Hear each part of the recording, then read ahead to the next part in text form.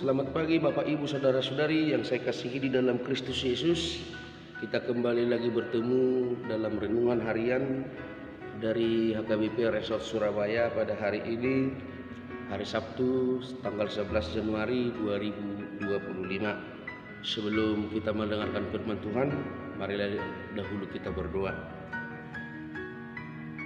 Terima kasih Yesus yang baik untuk segala berkat-Mu yang kami terima, di mana pada saat ini kami sungguh bersuka cita atas kesehatan yang Tuhan berikan kepada kami, terutama hari yang indah yang Tuhan berikan kepada kami.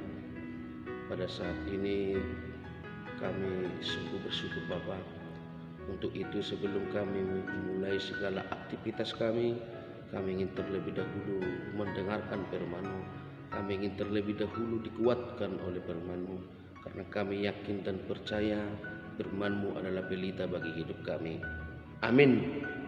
Bapak Ibu Saudara-saudari yang saya kasihi di dalam Kristus Yesus, firman Tuhan yang menyapa kita pada pagi hari ini tertulis di dalam kitab Mazmur pasal 10 ayat 1. Mazmur pasal 10 ayat 1. Demikian pembacaan firman Tuhan.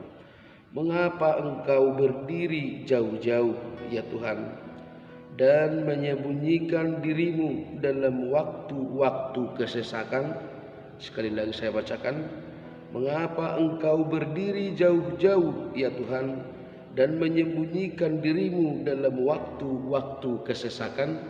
Demikian pembacaan firman Tuhan. Bapak Ibu Saudara-saudari yang saya kasihi di dalam Kristus Yesus, perlu kita perhatikan nas ini, bahwa apa yang mau disampaikan oleh nats ini adalah bukan seperti isi daripada nyanyian pujian atau kur yang dinyanyikan seksi perempuan atau yang diciptakan oleh Potas Purba yang berisi Tuhan berapa lama lagi, Tuhan berapa lama lagi. Dalam kur yang berjudul Tuhan berapa lama lagi itu menggambarkan atau berisikan syairnya, berisikan bahwa berapa lama lagi aku dilupakan, berapa lama lagi engkau bersembunyi. Artinya atas persoalan hidupnya, atas kesesakan yang saya alami, itu yang menjadi tekanan daripada isi daripada lagu pujian itu. Tetapi yang kita lihat di dalam nas ini bukan mengenai jawaban atas kesesakan, bukan.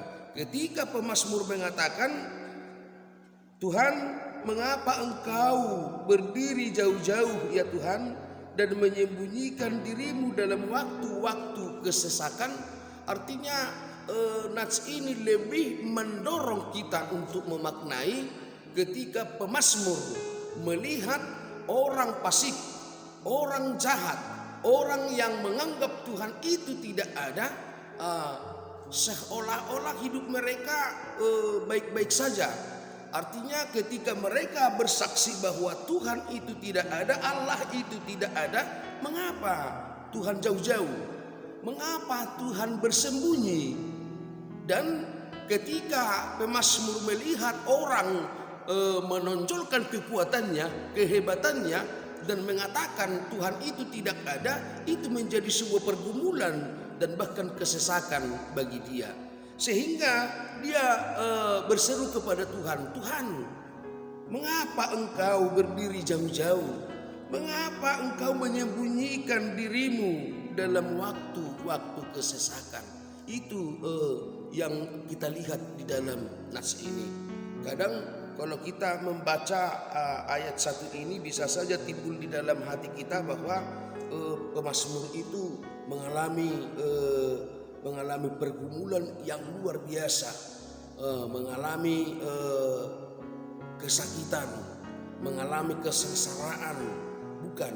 Tetapi yang mau digambarkan, yang kita lihat dari nats ini adalah ketika dia berseru kepada Tuhan, karena dia melihat bahwa tidak ada ganjaran hidup, atau seolah-olah Tuhan membiarkan orang fasik itu berlaku semaunya, orang fasik itu mengatakan Tuhan tidak ada, itu yang mau dia lihat.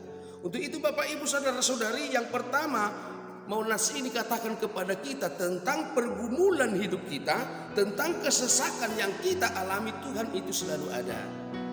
Tuhan itu dekat.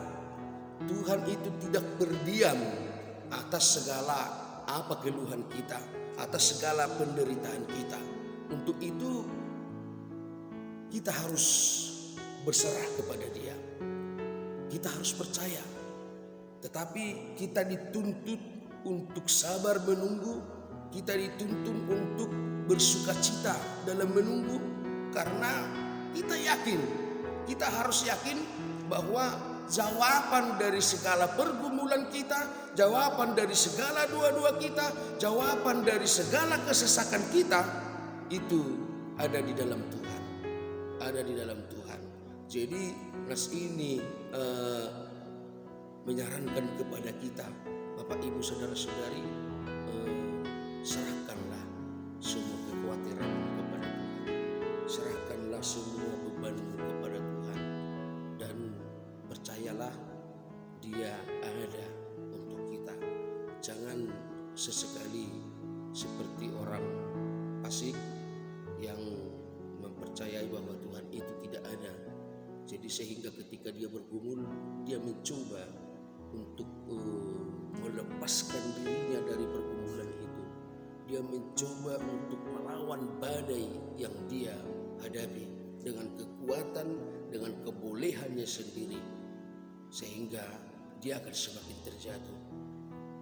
Ada juga orang jahat yang betul-betul tidak takut lagi untuk melakukan segala kejahatan, melakukan tindak kriminal, melakukan segala perilaku yang sangat dibenci oleh Tuhan. Dan karena dia mampu melakukan hal demikian karena dia tidak percaya Tuhan itu ada. Tetapi kita sebagai pengikut Tuhan yang percaya kepada Tuhan, kita selalu percaya bahwa kita dimonitor, kita selalu dilihat, bahkan Dia dekat, Dia peduli dengan hidup kita, sehingga itu membatasi kita untuk melakukan kejahatan. Untuk itu Bapak Ibu saudara-saudari, kita dihimbau, kita percaya Tuhan itu ada, maka serahkanlah segala kesesakan, serahkanlah segala beban mental, beban fisik, atau ketika kita merasakan bahwa kita itu tertekan, kita itu tertindas, kita di dalam kesesakan, ingatlah Tuhan ada berdiri di dekat kita. Jangan pernah mempercayai bahwa Tuhan itu tidak ada. Dia ada dan Dia selalu setia kepada kita. Semoga kita dimampukan untuk melakukan segala perintah-Nya. Amin. Kita berdoa.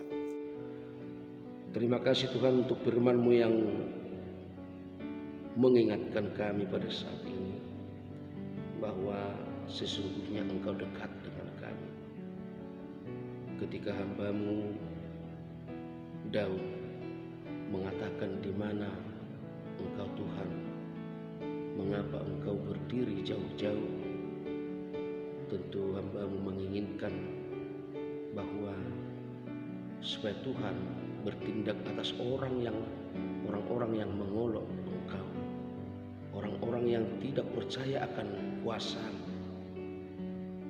Dan saat ini juga kami diingatkan oleh firman-Mu bahwa Engkau Tuhan ada dan tentu peduli dengan kami, tentu setia membantu kami. Untuk itu berkati kami Tuhan satu persatu, yang percaya, yang menyerahkan hidupnya hanya ke dalam tangan-Mu. Dimanapun kami beraktivitas dalam satu hari ini, kami serahkan hidup kami, dan kami percaya pasti Tuhan menuntun kami supaya kami selalu di jalan-Mu. Terpujilah nama-Mu Bapa. Kami serahkan semua jemaat-Mu yang dalam keadaan sakit pada saat ini. Berkati mereka Tuhan, jamah mereka satu persatu supaya mereka boleh sembuh. Teristimewa buat Ama calon Situa keresbahan yang berduka pada saat ini, di mana orang tua yang kau kasihi ibunda daripada beliau yang Tuhan jemput. Kiranya Tuhan juga memberikan kekuatan, memberikan penghiburan kepada semua keluarga, supaya mereka tetap kuat dan tabah atas cobaan yang Tuhan berikan kepada mereka pada saat ini. Terpujilah Engkau Bapa, kami serahkan hidup kami hanya ke dalam tangan kasih. Di dalam nama Yesus Kristus kami berdoa. Amin. Selamat pagi Bapak Ibu Saudara-saudari, selamat beraktivitas, selamat berakhir pekan. Tuhan memberkati.